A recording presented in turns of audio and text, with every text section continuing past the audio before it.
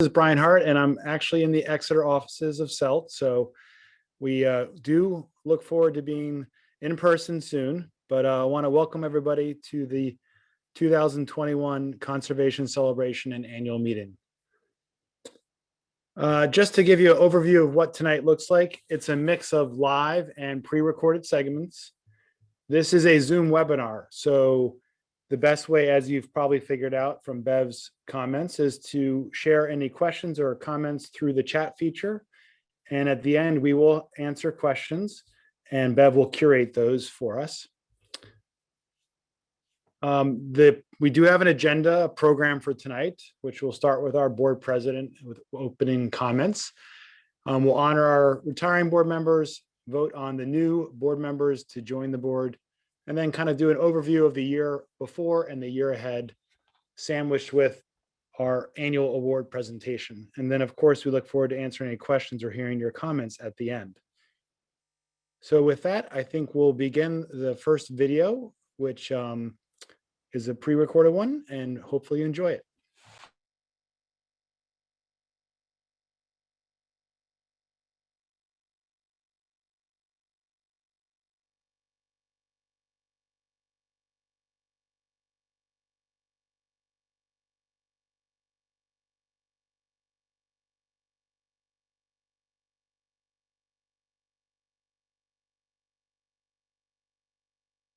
So we tried to get out a couple times a month, and it was just so awesome to have it right in our backyard, and not a heavy lift in terms of planning or preparation or commitment for the day. We would just pop out and be able to take a walk in the woods and have a little sort of calm in the chaos, and a change of scenery for sure was important last year.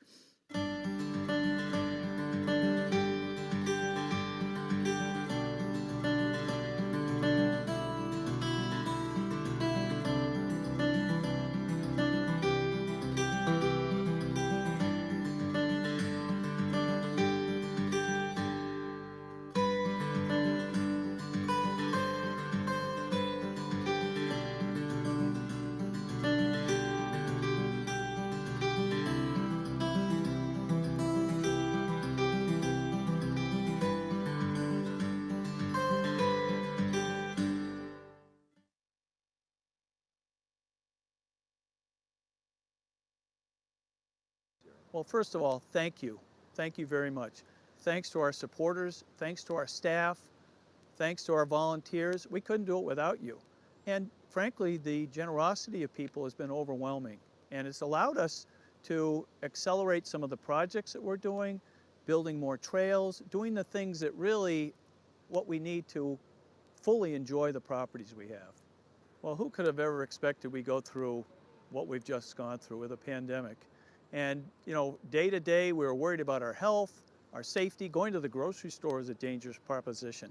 So being able to go out and walk in the woods, go on a hike up to Mount Molly around Merry Meeting Lake, it just gave us a connection to land that brought my blood pressure down. And it just made me realize how lucky we are to live in such a fantastic area, to be involved with great people, the people we have as our supporters, as our board, as the employees of Celt.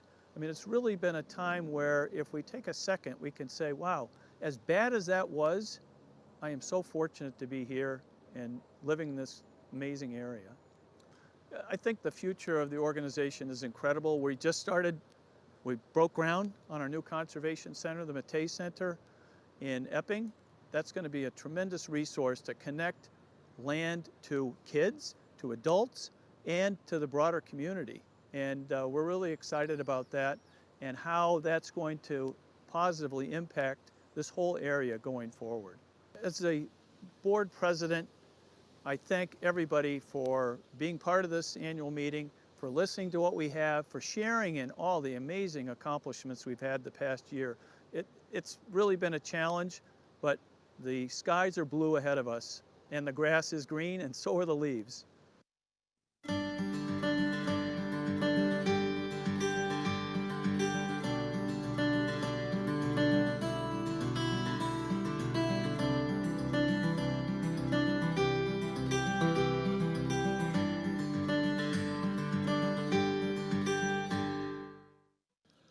I've known Bill for a long time.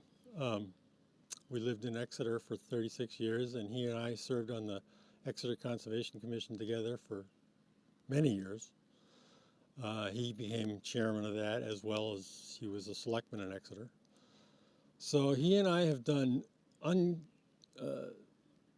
don't know how many site walks together in rain, snow, sleet, hot, buggy weather, all over the Rockingham County, and have enjoyed that with him. He's always engaged. He always wants to know the details about the land. So I've known him for years, many years, and then he came to the land trust, Celt, 9 years ago. So he served 3 terms of 3-year terms as a board member. Active participant, rarely misses a meeting, always reads the material. Active participant in the Mattei Center Building Committee right from its start. He is active in the Land Stewardship Committee. He is a volunteer easement monitor, and he's also volunteered in the office, I know. So he's been very engaged for a long time. Between his experience at Celt and in Exeter with his Conservation Commission, which he still does, he's obviously a big friend of conservation in New Hampshire. And I think New Hampshire has benefited.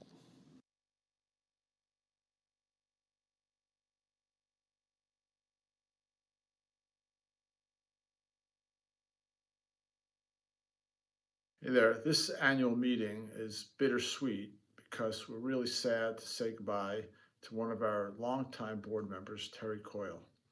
I've gotten to know Terry over the years, but I got to meet him actually before he joined the board. We both lived in Rye. Terry since deserted us and moved to Portsmouth, but we still love him. But Terry and I had an immediate connection and affinity. He's an avid sailor, and I spend a lot of time on the water, so we had that to talk about. But you know, when I met Terry, he was doing this development work for Outward Bound, the Hurricane Island School, and you could just see the enthusiasm he had for Outward Bound and the mission of Outward Bound, and his love of exposing people of all ages to the wild. I had a similar life experience with the National Outdoor Leadership School, and then spend a lot of time in the woods and on the seas, enjoying nature. And you could see that Terry just relished in that role.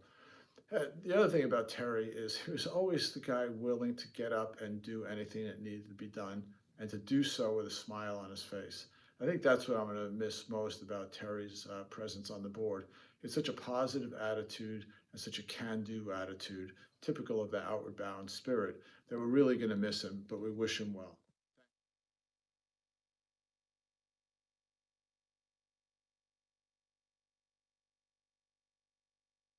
I am honored, and I feel very privileged to say a few things about Dan.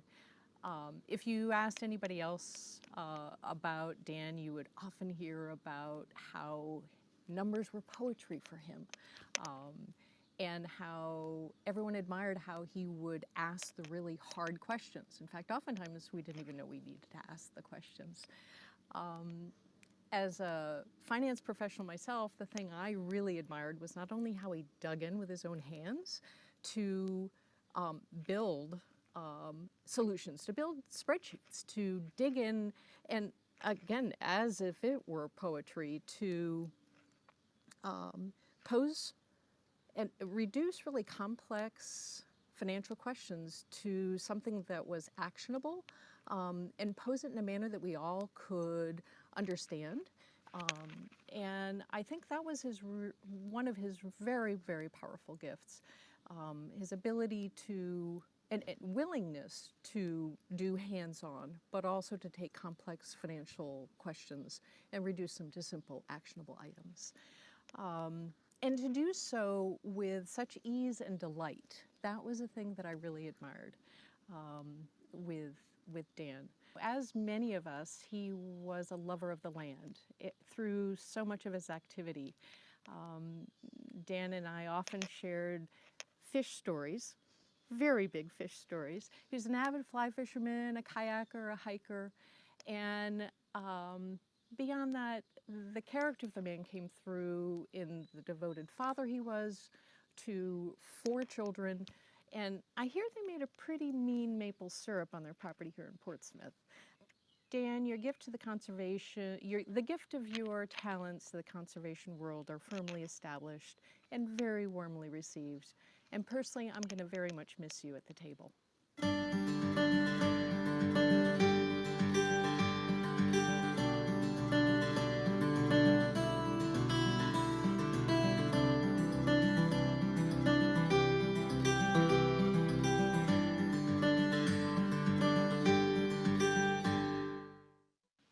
Thank you for joining us.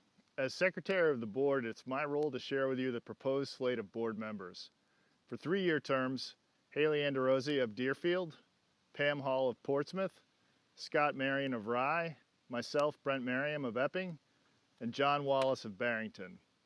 And for a 1-year term, Don Brizzledon of Exeter. Thank you.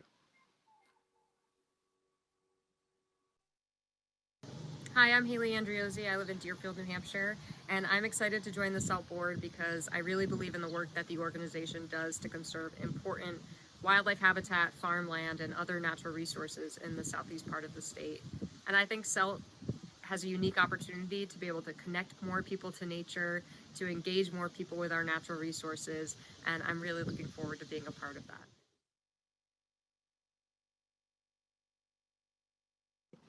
Hello, I'm Pam Hall. I'm on the board of directors. I'm from Portsmouth, New Hampshire, and I am re-upping for my next term.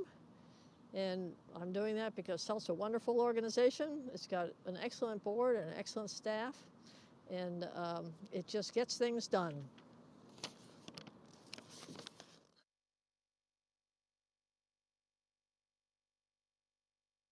Hi, Celties. I'm Scott Marion. I've been on the board for about 6 years. I make my home in Rye, New Hampshire right now, and I've had a long-standing interest in environmental issues. I love what SELT is doing for clean air, clean water, farmland, and all sorts of protection of wildlife corridors. I joined the board at the urging of my neighbor, the late great Diane Forsyth, who really touched a lot of us and helped make SELT what it is today.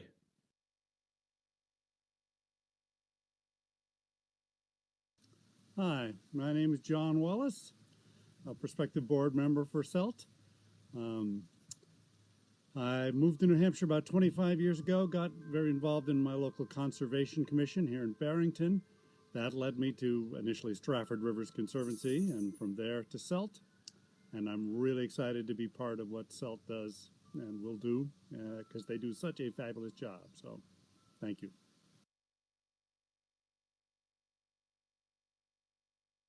Oh, Don Brizzledon, here on Gill Street in Exeter, and I am delighted to be back on the board. I was on the board for 9 years and left for a while, but back on. Brian asked if I would come and assist with the completion of the Maffei Center. We're delighted to do because I've been connected with that for the last 7 years as it was planned and developed, and my participation goes back, clear back to about 2005 when we were fundraising for the Piscataqua Greenway. And then I've been on the Lands Committee and as a board, as I mentioned, and then the Building Committee. And so I see myself as helping out with the continuity as we complete the center, which is going to be a great home for Southeast Land Trust after moving around for quite a number of years as it's developed.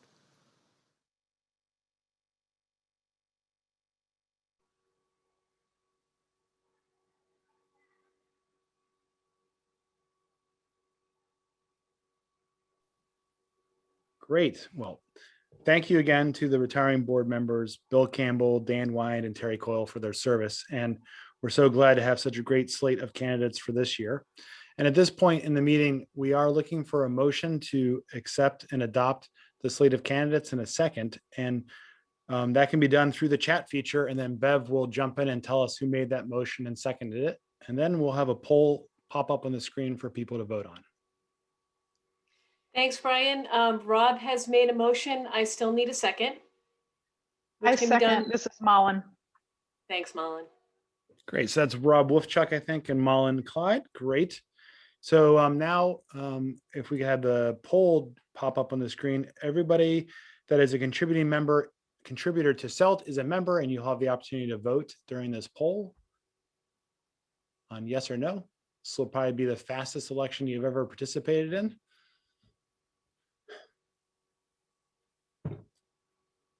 Look at that. We're cruising. If only all elections could be counted this quickly.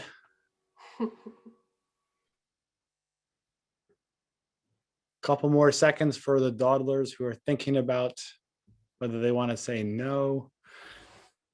Okay, well, I think at this point we can close it. Great. Thank you, Cassie. And you can see the results are 100% support for the slate of candidates. So thank you, everybody, for participating. Thank you to the board members for joining the organization and lending their talents to support our mission.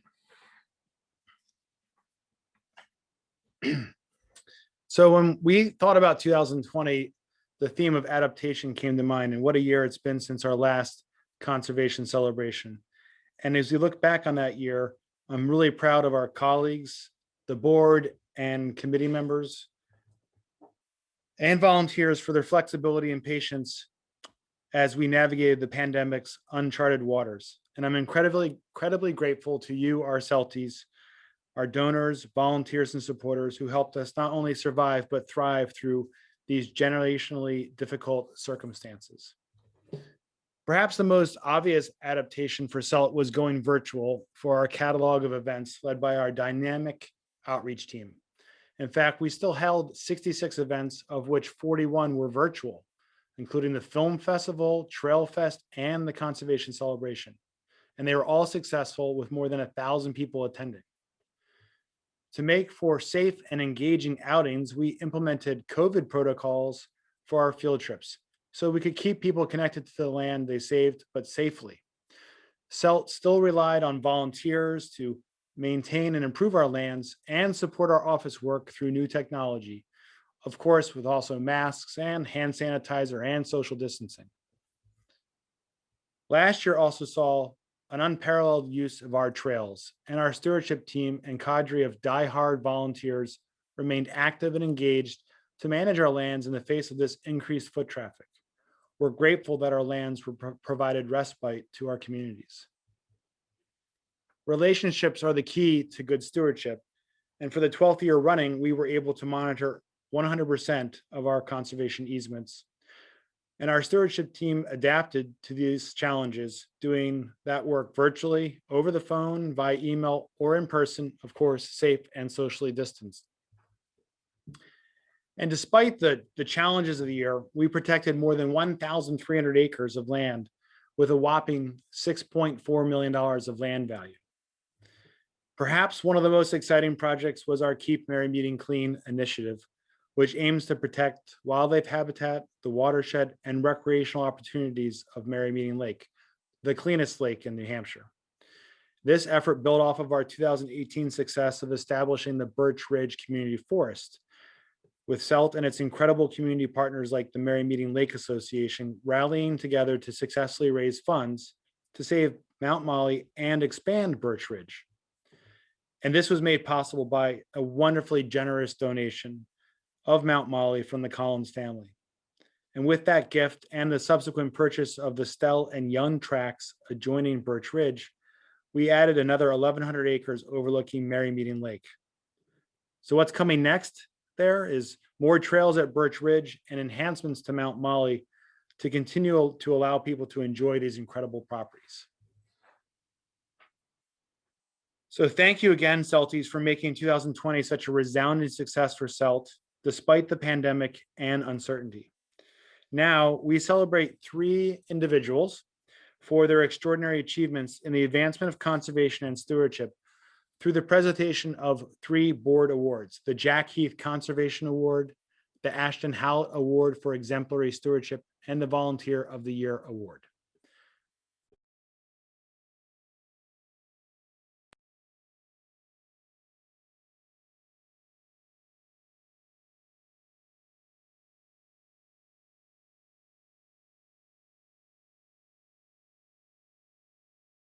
Well, first of all, it was a lifesaver. I'm an extrovert, and I knew that I would never get through this pandemic without seeing people.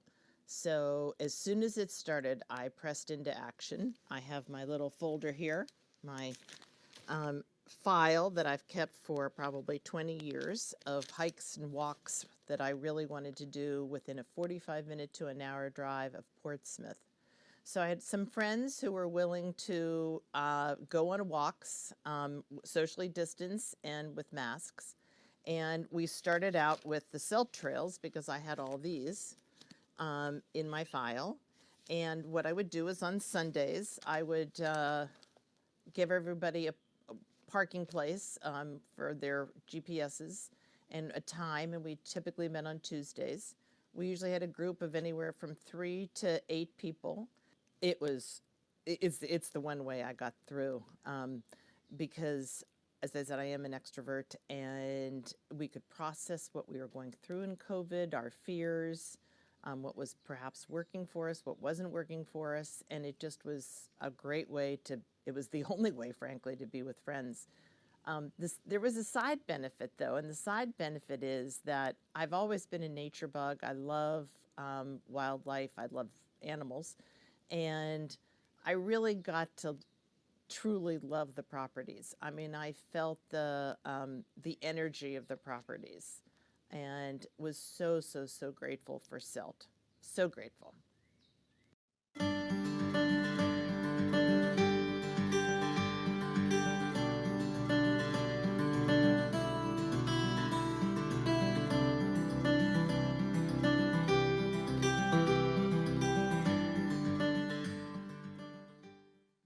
The Jack Heath Award is presented annually to recognize vision, leadership, and enduring support of conservation in Celt's service area.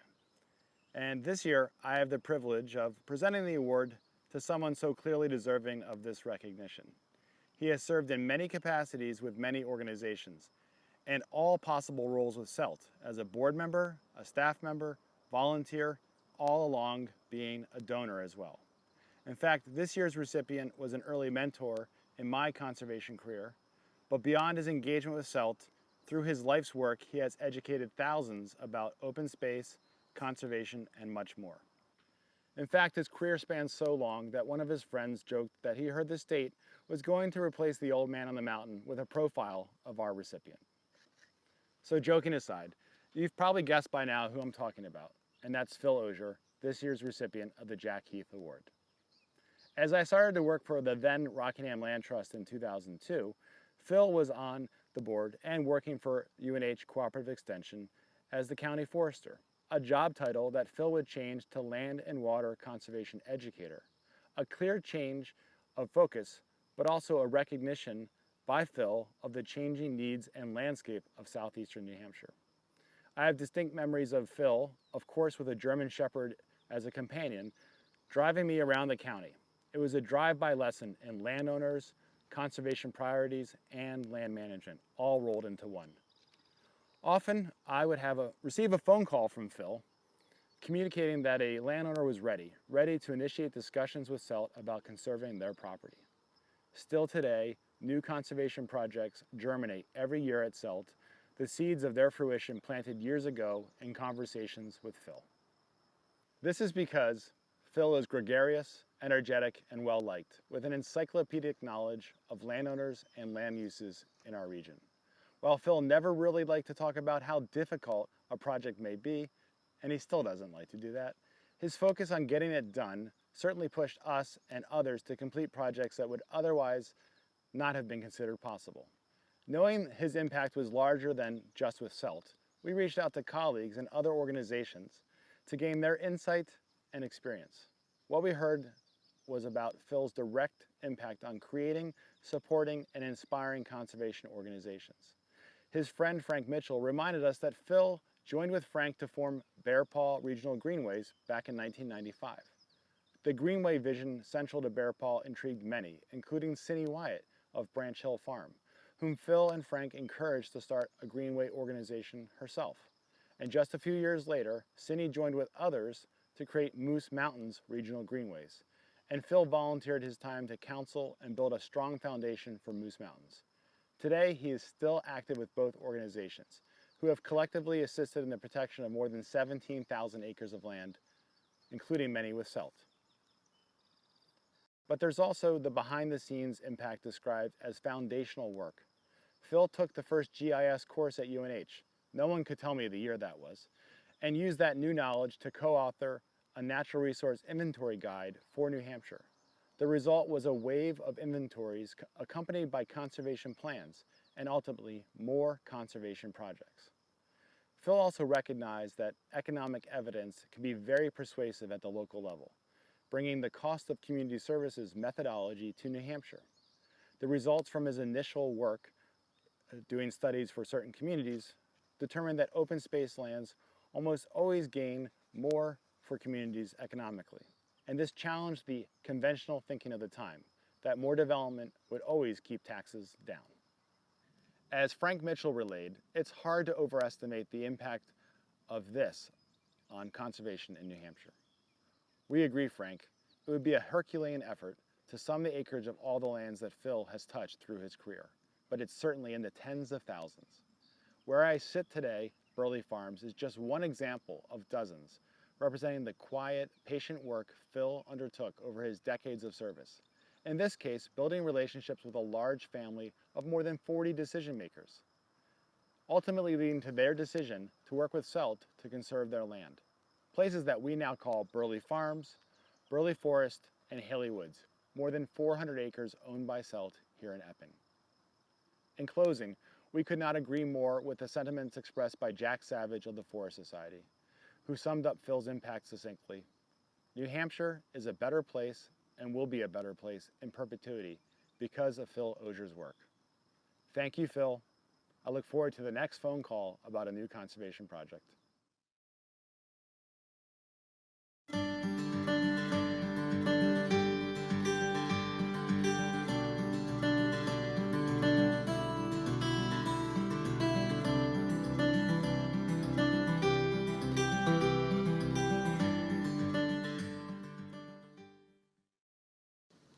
So Ellen is somebody who has so much respect from the conservation community here in Extension. I first met her when I was new to New Hampshire, and I participated in a volunteer program that she was running when she worked for Cooperative Extension. And I participated in that and got to know just her incredible experience with wildlife and stewardship and the outdoors, and I got to know her a little bit. And then within a year, she hired me to work on a project in Cooperative Extension, and so it was the start of my career in New Hampshire, was working for Ellen, and I've worked in Extension for 20 years since, and during that time, Ellen and I have worked together off and on. She is so wise about so much of natural history. She has a wildlife background, and I'm a plant person, but I love that she really knows so much and cares so much about all aspects of nature. She knows about birds, she knows about mammals, she'll care about insects, and she's incredibly curious. Everyone who works with Ellen just walks away with respect. Ellen cares not only about land being conserved, but that we become long-term stewards with it. And she has this understanding that when we care for land, we develop this deeper connection to it.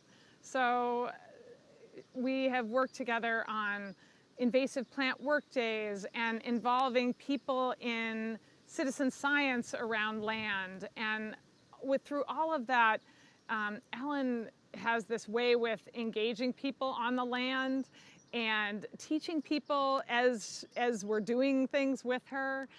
I just want to say congratulations to Ellen for this incredibly well-deserved award.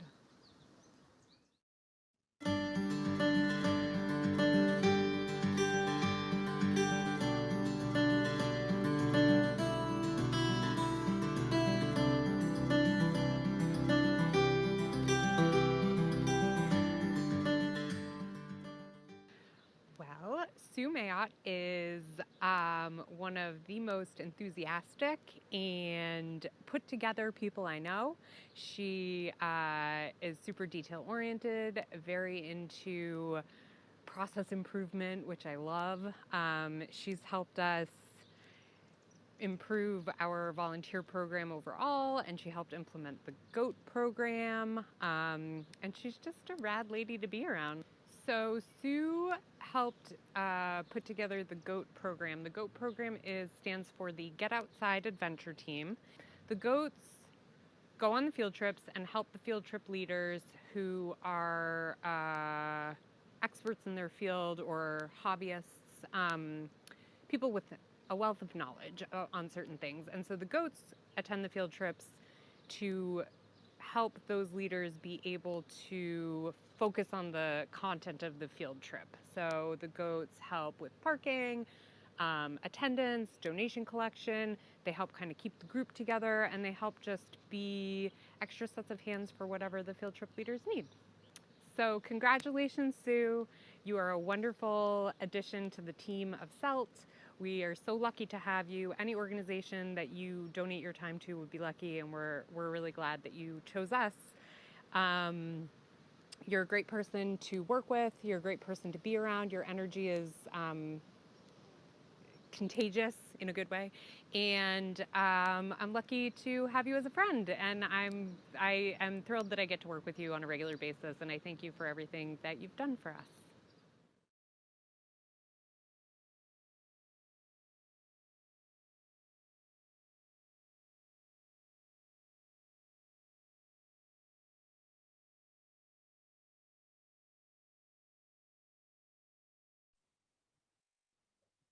Well, congratulations again to Sue, Ellen, and Phil. We appreciate your contributions not only to Celt, but to the whole region.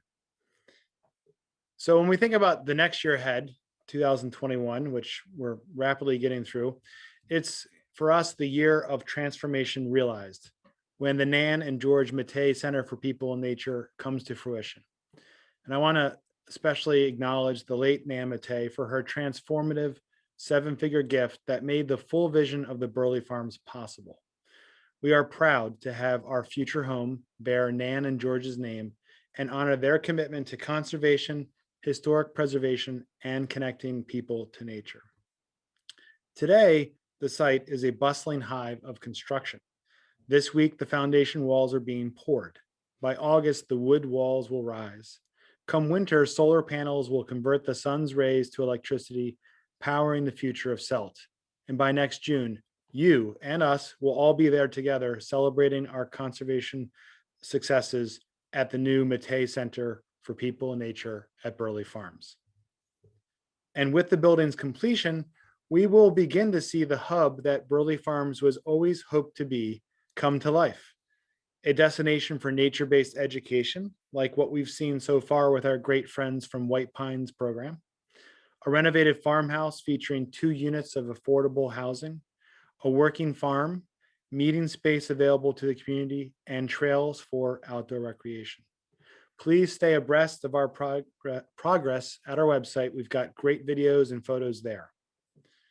So what else lies in store for Celt in 2021? We will continue to focus on engaging the region and sharing the joys of the natural world with communities that may not have had the opportunity to experience it. We're actively building new relationships with on-the-ground organizations that serve different populations and creating the credibility that will earn us the trust of others so we can be and be seen as a welcoming and inclusive organization. Of course, our work to save the lands you love continues. With soaring real estate values, we're facing stiff headwinds as value expectations rise. Fortunately, we have multiple generous landowners interested in donating conservation easements on critical lands, and our conservation team continues to pursue amazing properties and opportunities, including the Great Bay Farm, a 150-acre dairy farm in Greenland, and lands along the Lamprey River. Celt will leverage its experience and knowledge to increase the likelihood of working farmland remaining owned and operated by farmers. Last year, we completed our first OPAV project, which gives the best chance for a farm to be acquired and remain a working farm. Here's a picture of the two farmers that now own Carl Wallman's farm in Northwood, and they operated a Short Creek farm. Through Carl's generosity, Celt now also has a dedicated fund to support the availability, accessibility, and affordability of working farmland in our region. Next week, we'll hit a milestone of 25,000 acres protected when we acquire the Layton Forest in Stratford and Barrington. And many of you were contributors to us for that, so thank you. With 10,000 acres now owned by Celt, it is clear that we are a major landowner in our region, with growing public awareness of and love for our lands.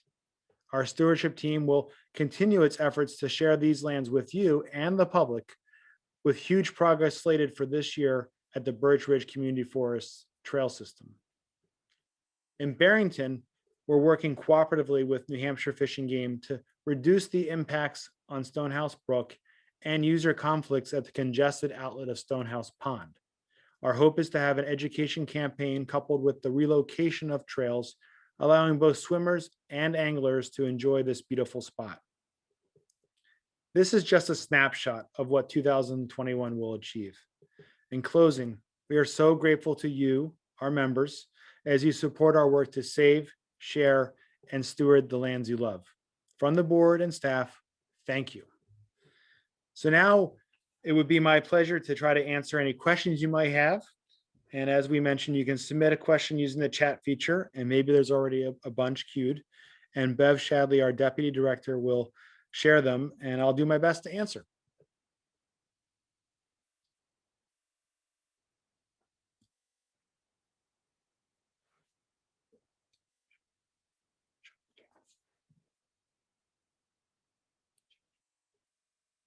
This is a very unusual thing to be like doing the annual meeting from an office and everybody's at home, but so I can't tell if there's a lot of interest to ask questions or provide other comments, but.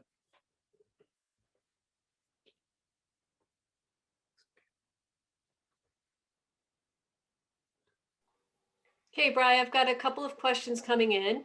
Great. The first is from Malin Clyde, who asks, what are you most excited about in the coming year, Brian?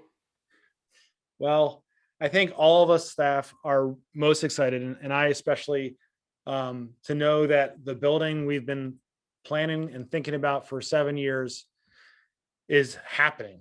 And I almost have to pinch myself every time I go out there to know that it's happening. And that's really the most exciting part, because it's been a long time vision of 6+ years to get to this point. Thanks, Brian. We have another question from Edie Shipley. She asks, can you tell us about any upcoming projects Celt has in the works? Yep, I mentioned two, so we're working hard to complete a project with Great Bay Farm in Greenland, which is one of the last dairy farms in our area. And I know Jeremy on staff is submitting an application to LCHIP, and we've reached terms in principle with the family, but there's still a long way to go, and we'll be submitting applications to other programs as well. Dwayne and I are working on multiple projects along the Lamprey River and to expand existing ownerships. And I'm being circumspect and not specifically clear because, again, we're still early in those projects. We also are fortunate there are a couple donated conservation easements that are underway or expected to happen this year on the seacoast in the Rye area. And especially given the real estate values, that is really wonderful news. So that's kind of a quick snapshot of the projects that are coming to mind off the top of my head. I do know that we are inundated with inquiries. And it takes Dwayne 2 to 3 weeks to be able to get back to people because of the number we're receiving. So that's good news. It's a good challenge to have. Thanks, Brian. David Waters is asking about our outreach to elected officials. It's not specific, but I'm thinking, David, what's our process for outreach to elected officials?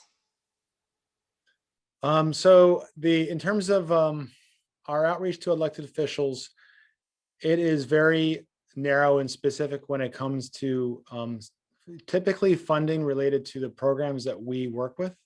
So the good news on the state budget is right now it includes an increase in funding for LCHIP from $3.5 to $5 million a year, which is wonderful news and something that we were happy to see in the bill.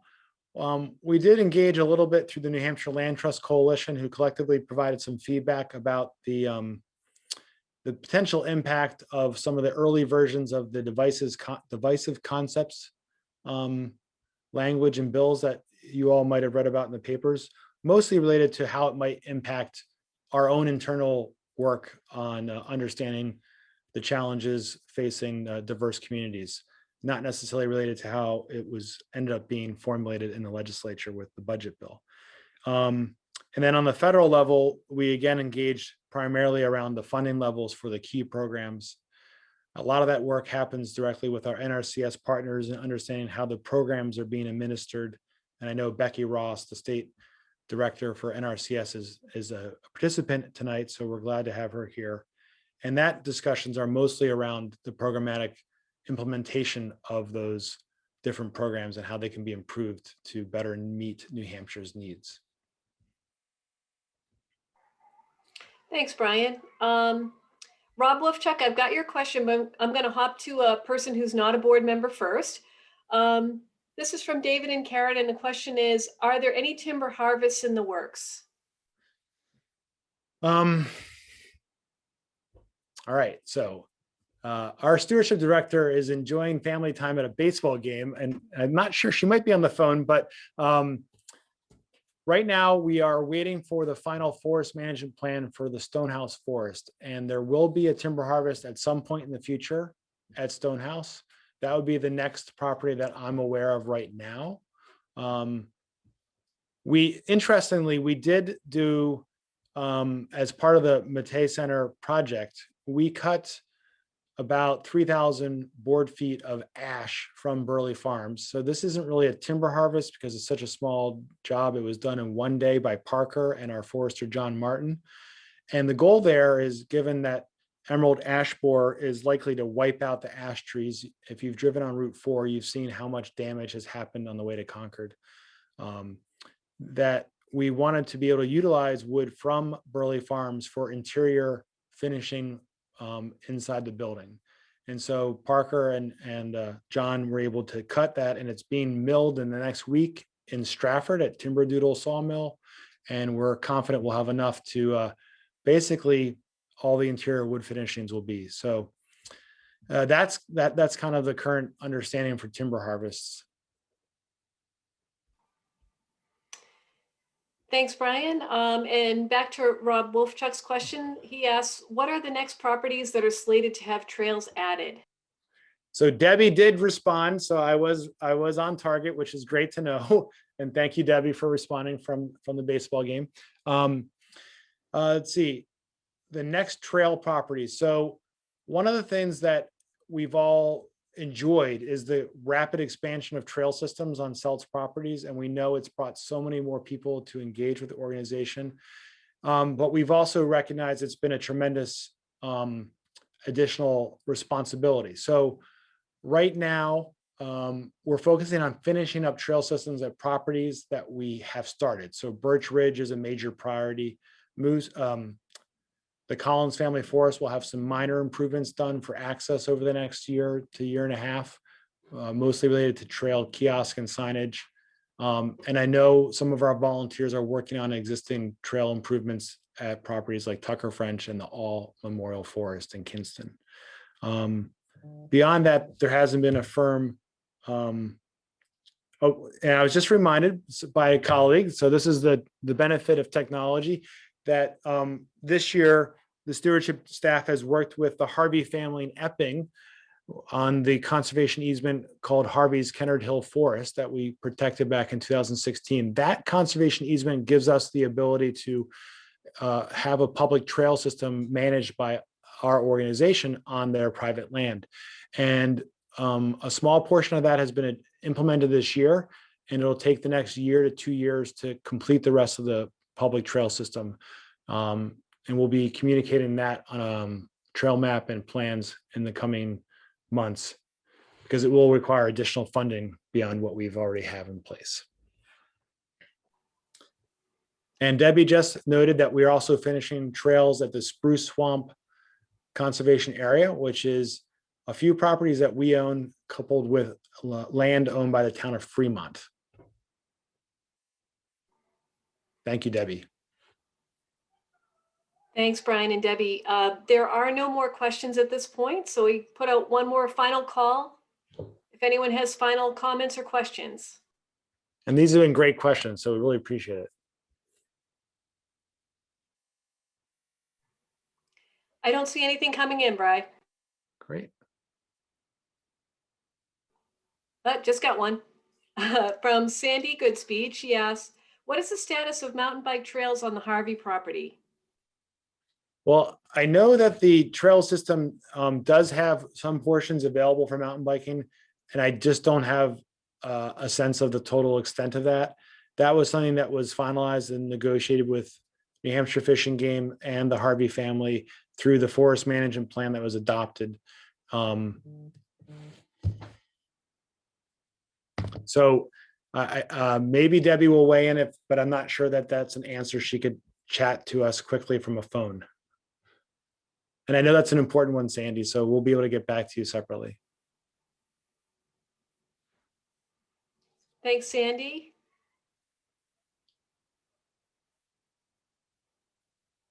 Debbie Gord is responding. Debbie, our stewardship director, is responding and says, all trails, I think, are open to mountain bikes. And we're beginning to get thank you comments from people from the Mallinsons and from Malin Clyde. So I think we might be wrapping up. Well, thank you, everybody. Again, we really enjoyed you participating and asking such good questions. And if you come up with one later, feel free to send it to us through the website or to one of us directly, and we'd be happy to try to get back to you. Thank you and have a great night.